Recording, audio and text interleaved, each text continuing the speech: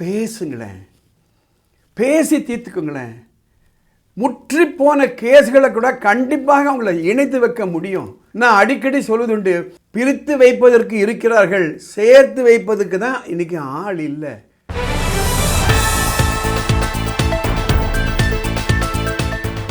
உரிமை அறிவோம், சட்டம் தெளிவோம், அதை பற்றிய பதிவேற்றங்கள். நமக்கு உரிமை கண்டிப்பாக நமக்கு தெரிஞ்சுக்கிடணும். சில உரிமைகள் மறுக்கப்படும் பொழுது சட்ட ரீதியாக தெளிவாக அந்த உரிமை மறுக்கப்பட்ட உரிமையை மீட்டெடுக்க வேண்டும். இது கண்டிப்பாக வாழ்க்கையில் ஒரு அம்சம். ஆனால் உரிமையும் சட்டமும் மட்டும் நம்ம வாழ்க்கை இல்லைங்க. ஒரு பெரிய சர்க்கிள் போட்டிங்களன்னா அந்த சர்க்கிளில் ஒரே ஒரு செக்மெண்ட்டு தான் நம்ம உரிமை, நம்ம சட்டத்தை பற்றிய தெளிவு. எவ்வளவோ விஷயங்கள் நம்ம சாதிக்க வேண்டியிருக்கு இல்லையா? ஒரு குடும்பத்தை வளர்க்கணும், அதில் குழந்தைகளை நம்ம படிக்க வைக்கணும். பெண் குழந்தைகளாக இருந்தால் நல்ல கல்யாணம் பண்ணி வைக்கணும். ஆண் குழந்தைகளாக இருந்தால் அவங்க நல்ல வேலை வாய்ப்பை எடுத்து கொடுக்கணும். அவங்களுக்கு நல்ல ஒரு மேரிட் லைஃப் அமைச்சு கொடுக்கணும். பீஸ்ஃபுல்லாக இருக்கணும். கண்ணதாசனுடைய ஒரு கவிதை, பாய்விருத்து படுப்பவனும் வாய் திறந்து தூங்குகிறான், பஞ்சனையில் நான் படுத்தும் நெஞ்சிலோர் அமைதி இல்லை. எதுக்காக இந்த பீடிகையோடு இதை நான் ஆரம்பிக்கிறேன்னா, உரிமைகள் மறுக்கப்படும் போது இங்கே போய் கோர்ட்டில் போய் கேட்கலாம். அண்மையில் ஒரு ஜட்ஜ்மெண்ட், ஒரு அப்பா இருக்கார், அவர் 2வது திருமணம் பண்ணிக்கிறாரு. முதல் ஒய்ஃப்னுடைய பொண்ணு, அவளுக்கு 18-19 வயசு. அவங்க போய் கேட்குறாங்க, எனக்கு மெயின்டெனன்ஸ் வேணும், என்னுடைய திருமணத்திற்கு உண்டான செலவை எங்கள் அப்பா ஏற்றுக்கணும்.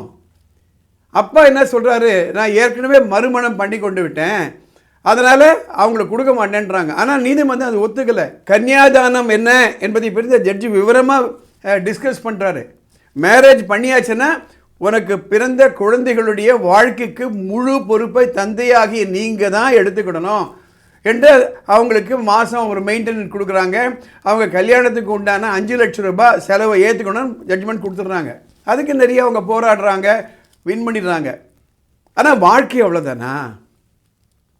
2வது ஒருத்தர் ஃபோன் பண்ணுறாரு, ஐயா நான் மேரேஜ் பண்ணிக்கிட்டேன், 8 months நான் லவ் பண்ணி தான் கல்யாணம் பண்ணிக்கிட்டேன், 6 மாதத்தில் நாங்கள் பிரிஞ்சிட்டோம். எதனால் பிரிஞ்சோம் அப்படின்னா, என்னவோ எனக்கு கவலை, ஒரு நாளைக்கு குடிச்சிட்டு வந்துட்டேன். குடிச்சிட்டு வந்து அவங்க ஏன் குடிச்சேன்னு கேட்டாங்க, அது ஒரு கெட்ட வார்த்தையில் அவங்கள திட்டிட்டேன். எங்கள் மேரேஜை அவங்க வீட்டில் ஏற்றுக்கலை. இது நடந்த உடனே அந்த அம்மா கோச்சில் அவங்க அப்பா வீட்டுக்கு அம்மா வீட்டுக்கு போயிட்டாங்க, இப்போ வரமாட்டேன்றாங்க. என்ன சார் செய்யுது? நான் அடிக்கடி சொல்லுதுண்டு, ஒரு கிளாஸ் ஜார் ஆட்டுங்க திருமண வாழ்க்கை. உடஞ்சா ஒட்டுறது ரொம்ப ரொம்ப கேள்விக்குறி. ஒரு சின்ன எக்ஸாம்பிள் நான் கொடுக்குறேன். நீங்கள் பார்த்துருப்பீங்க, பால் ஜக்லிங்லாம் பண்ணியிருப்பாங்க, சர்க்கஸ்லாம் பண்ணுவாங்க. Just imagine a person is juggling 4 or 5 balls இப்படி போட்டுகிட்டே இருக்கார். அதெல்லாம் ரப்பர் பாலாக இருந்தால் கீழே விழுந்தால் பொறுக்கி எடுத்துடலாம். அத்தனை பாலில் ஒரே ஒரு பால் கிளாஸ் பால் வச்சுப்போமே, கண்ணாடியாலான ஒரு பந்து. மற்ற எந்த பந்து கீழே விழுந்தாலும் உடையாதுங்க. ஆனால் அந்த கண்ணாடியாலான பந்து கீழே விழுந்து உடஞ்சது தான். அதுதான் நம்முடைய திருமண வாழ்க்கை. இந்த பதிவுக்கு நான் ஒரு பேர் கொடுத்துருக்கேன், மனம் திறந்து பேசுவோம், மன வாழ்க்கையை காப்பாற்றுவோம். ஓப்பனாக பேசணும். கோர்ட்டுக்கும் போலீஸ் ஸ்டேஷனுக்கும் வராமல் பார்த்துக்கிடணும். நமக்கு உடம்பு வருது, கையில் கால் அடிபடுறோம், இல்லை இது செப்டிக் ஆகுது, ஆப்ரேஷன்றது கடைசி நிலையாக இருக்கணும். மருத்துவர்கள் ஆப்ரேஷன் அவ்வளோ ஈஸியாக பண்ணிட மாட்டாங்க.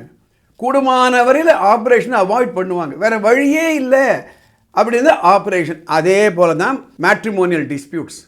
கண்டிப்பாக போலீஸ் ஸ்டேஷன் மூலமாகவோ நீதிமன்றத்தின் மூலமாகவோ ஒரு குடும்பத்தில் ஒரு அமைதியை கொண்டு வர முடியாது. நமக்கு பணம் வாங்கிக்கலாம், மெயின்டெனன்ஸ் வாங்கிக்கலாம், ப்ராப்பர்ட்டியை வாங்கிக்கலாம், ரெசிடென்ஷியல் ரைட் வாங்கிக்கலாம், டொமஸ்டிக் வயலன்ஸுக்காக கோர்ட்டில் போயிட்டு நம்ம அதுக்காக ஒரு ரிலீஃப் வாங்கிக்கலாம், எல்லாம் பண்ணிக்கலாம். ஆனால் வாழ்க்கை என்பது ஒரு மாட்டு வண்டியுடைய 2 மாடுகளைப் போல. அது 2 மாடும் ஒரே திசையில் போகணும். நம்ம 2 கால்களும் ஒரே திசையில் போகணும். நம்ம 2 கண்களும் ஒரே பொருள் தான் பார்க்கணும். இந்த கண் இந்த பக்கமோ இந்த கண் இந்த பக்கம் பார்த்தா தானே கண்டிப்பாக நமக்கு பார்வை போய்விடும். பேசுங்களேன், பேசி தீர்த்துக்குங்களேன்.